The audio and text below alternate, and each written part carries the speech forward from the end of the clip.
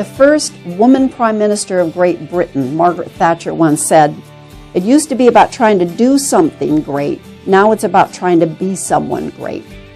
You know, I've been very blessed with a lot of my friends who have recently stood up for things that were not very popular. And yet they needed to be stood up for, and it was right in the sight of God. And I consider them presents in my life. And today I just want to share a few minutes on some presents that I feel have been given to this world. One of them is David Barton. He's the founder of Wall Builders. You know, when he started out as a young man, he wanted to be a scientist, and he didn't even care about history. But he read an original document by one of the founding fathers, and when he realized that it wasn't at all what he'd been taught in school, he started gathering information. And now you can go on the internet and read George Washington, Thomas Jefferson, and a lot of the greats, and realize that they actually had a lot to do with this Christian nation. Yes, Christian nation, and the way we were founded. And you can read the original documents and not just what people say about them. Another one of our great friends, and I feel a great gift to this world, is Bob Harrington. Bob Harrington is up in his, oh my goodness, I guess he's close to 90 now.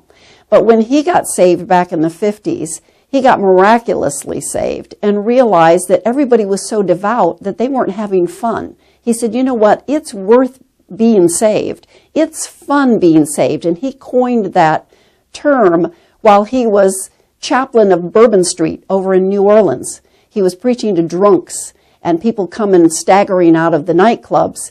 And he made an impact because of his boldness for preaching the gospel. Sammy Davis Jr. had him flown to Italy, and he said, I want what it is that you have. And he brought a lot of great people to the Lord. Johnny Cash wrote a song about him because he cared enough to reach out and stand up for things that weren't very popular at the time. And another one of my very favorite people is handsome Harold Herring, my husband. You know, my husband has run campaigns and put people in Congress, and he's put a senator in the Senate, and he started an insurance company with 1,000 individuals that were selling insurance under him. You know, he could do a lot of things, but his very, very favorite thing, his gift, is helping you find financial freedom, helping you be all that God wants you to be. Now, I can attest to this firsthand. I've been married to him 40 years and 9 months and counting. And he is a great gift. And I know that as you look around this Christmas and you're putting Christmas gifts under the tree, the point of it is you have a lot of great people that are gifts in your life. And I really hope that you will look around and bless them and have a kind word for them and just take time out to tell them how much you appreciate them in your lives. And I consider that some very rich thoughts.